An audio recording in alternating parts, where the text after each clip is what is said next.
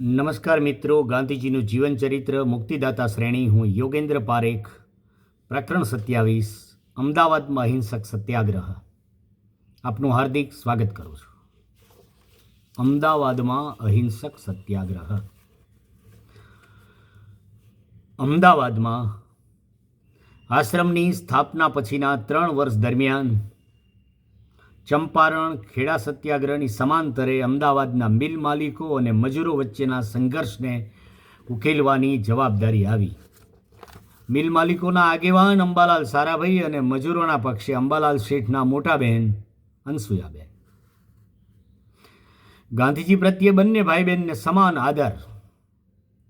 મજૂરોને 35% વધારો જોઈતો હતો. ગાંધીજી એમની સત્યાગ્રહી પદ્ધતિ મુજબ કોઈ પણ સમસ્યા સાથે પોતાને જોડતા હતા. તેમણે મજૂરોની સ્થિતિનો અભ્યાસ કર્યો. મજૂરોની પગાર વધારાની માગણી માલિકોને પરવડે કે નહીં તેનો વિચાર પણ કર્યો. મુંબઈ અમદાવાદના મજૂરોની સ્થિતિનું અને ઉત્પાદન ખર્ચનું આકલન કર્યું. અંતે ગાંધીજી એવા નિર્ણય પર આવ્યા કે મજૂરોની માગણીમાં ન્યાય છે. 35%નો વધારો મેળવવાની મજૂરોની પાત્રતા નક્કી કરી લીધા પછી ગાંધીજી મજૂરોના પ્રતિનિધિ બની લડવા તૈયાર થયા.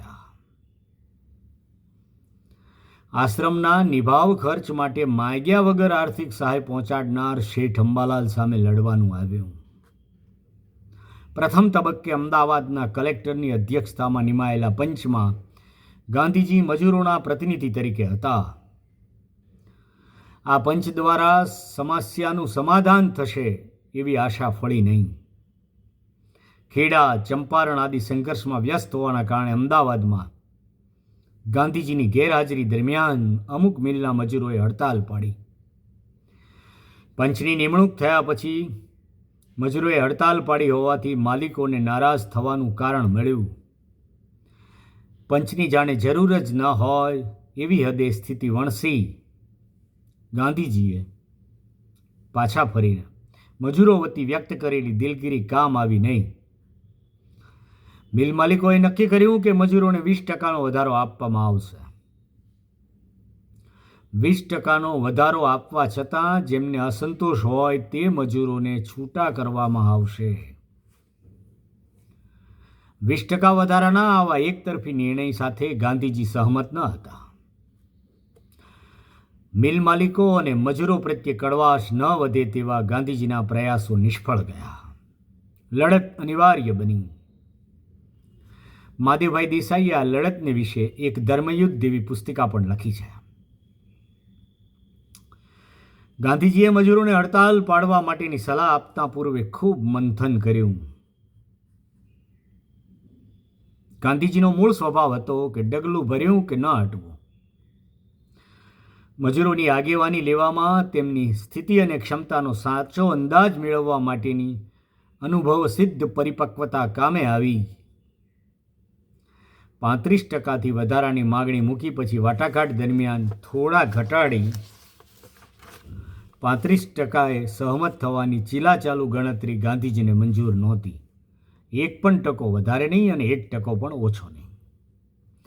એવી સમજ અને નિર્ધાર સાથે ગાંધીજીના નેતૃત્વમાં અનસુયાબેનના સથવારા સાથે શરૂ થયેલી આ ચળવળ અમદાવાદ માટે જ નહીં, દેશ આખાના મજૂરો માટે અપૂર્વ અનુભવ હતો.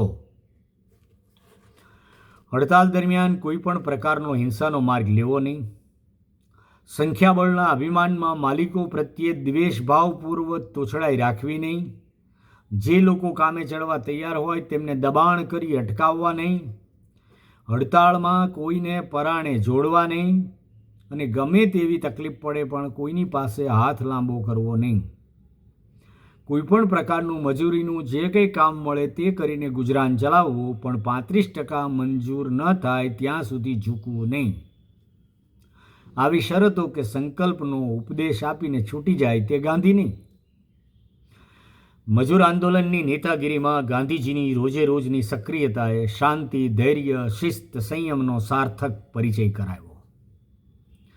અમદાવાદના શાહપુર દરવાજા બહાર સાબરમતી નદીના કાંઠે એક બાવળની નેસરામાં દરરોજ સાંજે ગાંધીજી મજૂરો સાથે સંવાદ કરતા હતા. વણસેલી સ્થિતિમાં માલિકોએ જ તાળાબંધી જાહેર કરી દીધી, એટલે મજૂરોની તો વધારે આકરી કસોટી થઈ. પરિસ્થિતિની ગંભીરતાનો ગાંધીજીને પાકો અંદાજ હતો. લડતમાં સૌને ટકાવી રાખવાનું કામ ખૂબ કપરું હોય છે. અનસુયાબેન અને બીજા કાર્યકરો મજૂરોની સ્થિતિ પર નજર રાખતા હતા. મજૂરો પણ એકબીજાને સહાયરૂપ થઈ આ વિષમકાળમાં ટકી રહેવાના પ્રયાસમાં ખૂંપેલા હતા. તાળાબંધીના 5મા દિવસથી ગાંધીજીએ એક પત્રિકા પ્રગટ કરી. રોજની એક પત્રિકા. આ પત્રિકામાં લડતનો હેતુ, લડતની પ્રતિજ્ઞા, સત્યાગ્રહની સમજ દ્વારા ગાંધીજીએ બંને પક્ષના હૃદયની માવજત થાય એવી સ્થિતિ નિર્માણ કરવાનો ભરપૂર પ્રયત્ન કર્યો.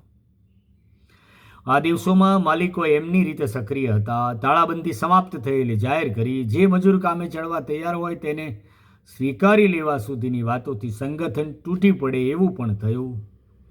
તાળાબંધી સમાપ્ત થઈ એટલે મજૂરો કામે ન જવા લાગે અને તેમનું મનોબળ ટકી રહે તે માટે સાંજની સભાનો સમય બદલીને સવારનો કરવામાં આવ્યો. આ વિગતો એક સત્યાગ્રહી ચળવળની ઝીણી ઝીણી વિગતો કેટલી કામની છે એ શાંત ચિત્તે સાંભળવા જેવું છે. ગાંધીજી પૂરી ધ્યેય નિષ્ઠાથી લડતમાં જોડાયેલા હતા, પણ રોજગારીના અભાવમાં ભૂખમરો વેઠવાનું તો સીધું મજૂરોને જ હતું. ધનાઢ્ય માલિકોને 2-3 ટંક જમીને યોજના ઘડવાની હતી, જ્યારે મજૂરોને પળે પળ પેટનો સંઘર્ષ હતો. જુગલદાસની ચાલીમાં રહેતા મજૂરોમાં એવી ચર્ચા પણ થઈ કે ગાંધીજી અને અનસુયાબેનને તો મોટરમાં આવવા જવાનું છે, ભાણે બેસી નિરાંતે જમવા મળે છે, આપણે શું ખાલી ભાષણોથી પેટ ભરવાનું છે? આપણો જીવ જાય છે, આમ કેટલા દિવસ ચાલે? છગનલાલ ગાંધી આ ચર્ચાથી માહિતગાર થયા. મજૂરોમાં ચાલતી આ ચર્ચા ગાંધીજીના કાને પહોંચી. ગાંધીજીના હૈયામાં મજૂરોની વેદના સોંસરી ઉતરી ગઈ. એ જમાનો હતો કે દેશના અગ્રણી નેતાના હૈયામાં કોઈની પણ વેદના પહોંચતી, એવો એક માર્ગ પણ હતો હૈયામાં. બીજા દિવસની સવારે સભામાં ગાંધીજીએ જાહેર કર્યું કે હું આહાર લેવાનો નથી અને મોટર કારમાં ફરવાનો નથી.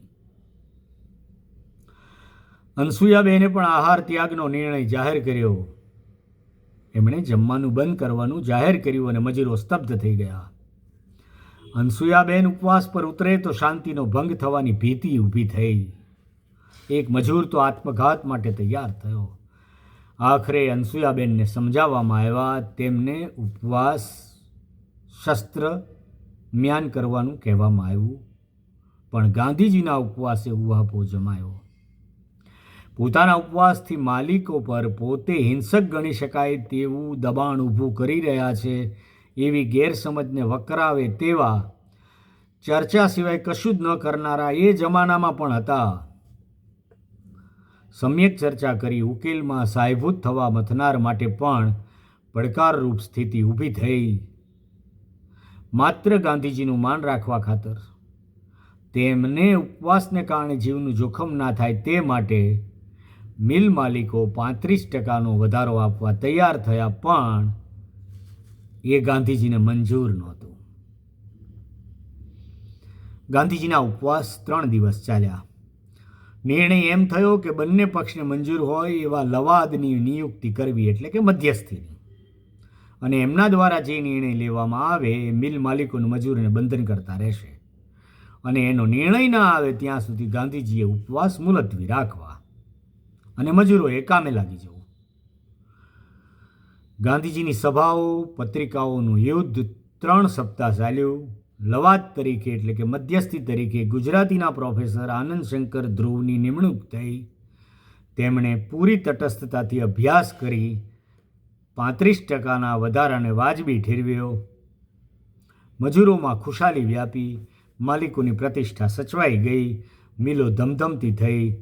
લડતના ફળ સ્વરૂપે મજૂર મહાજન સંઘની સ્થાપના થઈ, જે આજે પણ કાર્યરત છે.